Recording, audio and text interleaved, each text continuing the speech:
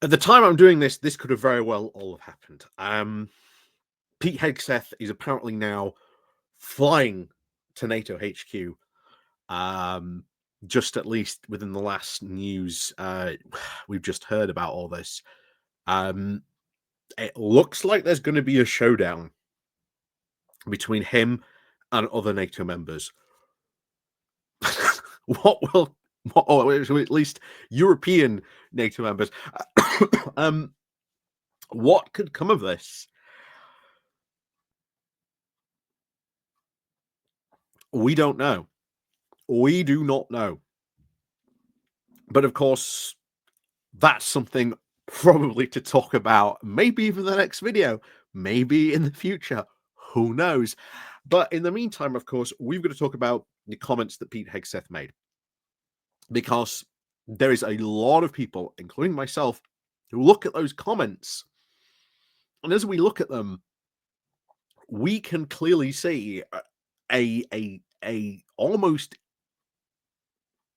cast iron guarantee that Article 5, the very thing that holds NATO together as a collective defense, the whole NATO motto, of an attack on one is an attack on all. Article 5, which is the trigger that would, mean collective defense. Pete Hegseth have just ended it. Article 5, what Article 5? And I have said for a long, long time, the consequences of what might happen if Trump comes in. That, yeah, he might be a member of NATO, but if someone triggers Article 5, he doesn't have to respond.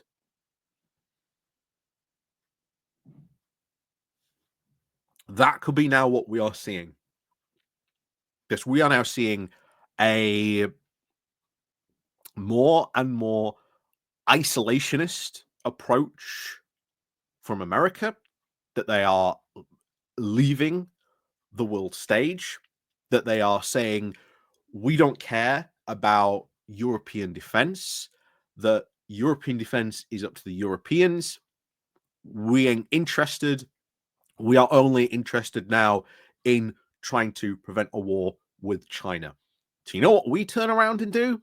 And we should, I think, be expressly clear to Pete Hegseth and to Trump to turn around and say, on 9/11, we helped you. We came in. You triggered Article 5. We came in. We helped you. We helped you in Afghanistan. We helped you in Iraq. We fought and bled and died together in that war where you were attacked, you asked for help, and we came to you as an ally.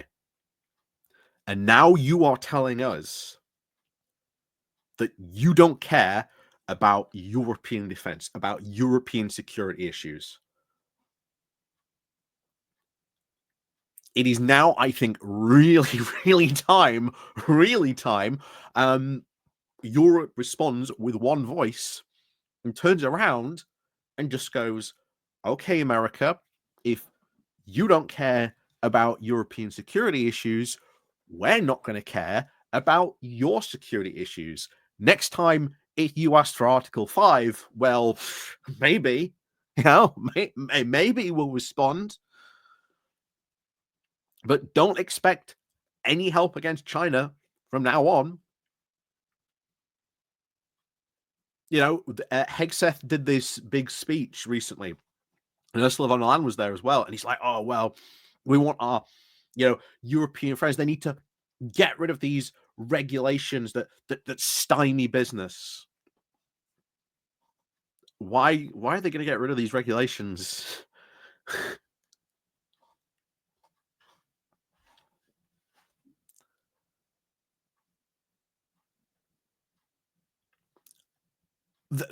There is a massive case now, a very, very big case for Europe to basically turn around and just go, okay, You're not going to care about our defense concerns.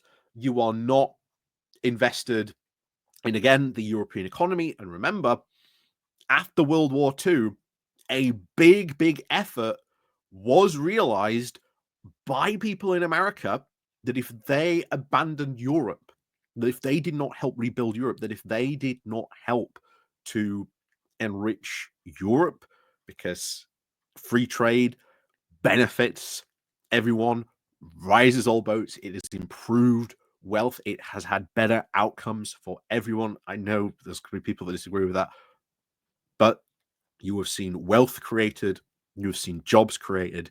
It has been a big, massive moment. And you are now turning around and saying, we ain't even going to care about your economy issues or anything like that.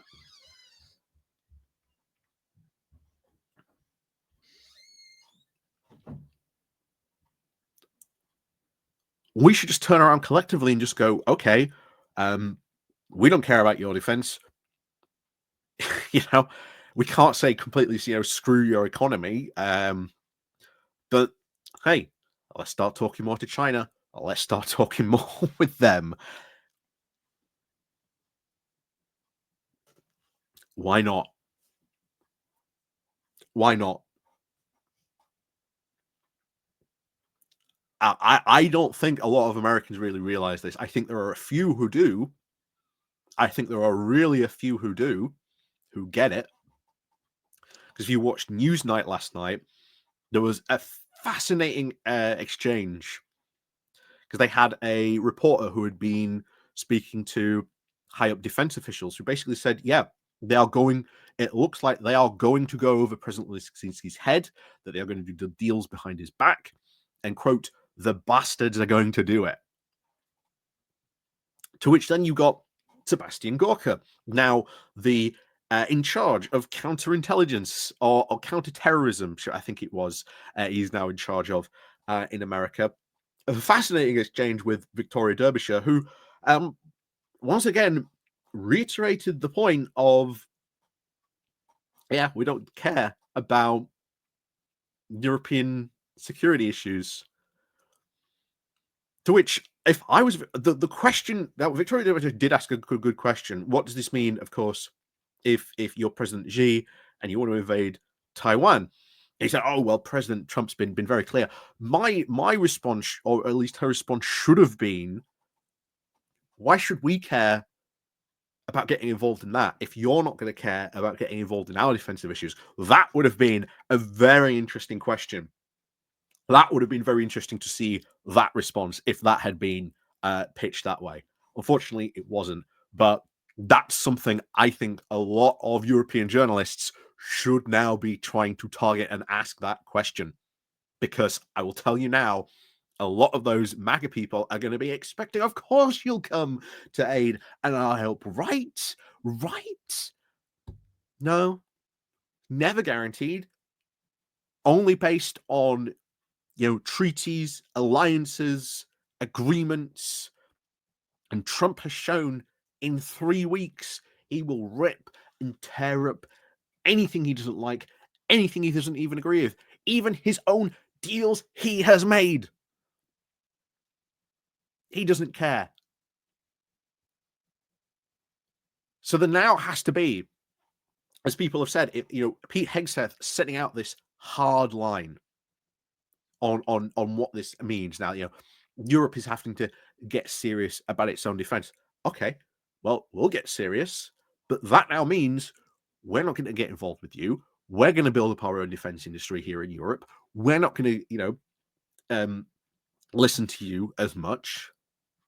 And maybe if you ask for help again in China, well, why should we? You didn't care about our security. Why should we care about yours?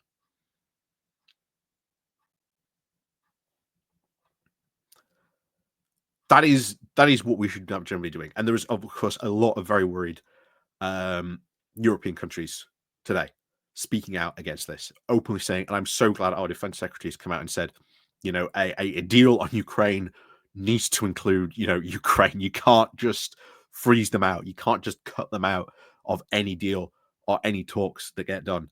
I'm really glad that line is being talked about. I'm really glad other countries are coming around to that now.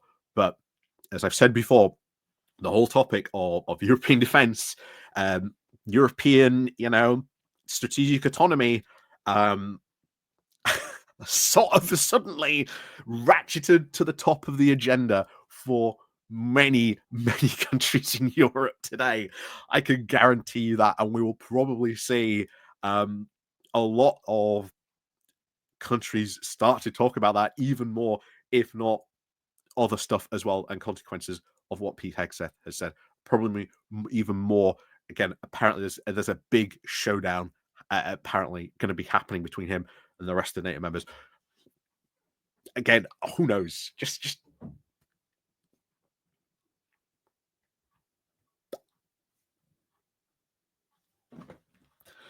who knows? But it's wild, absolutely wild. So yeah, as always, thank you very much for watching. We'll see you all next time. But what a week! What a week!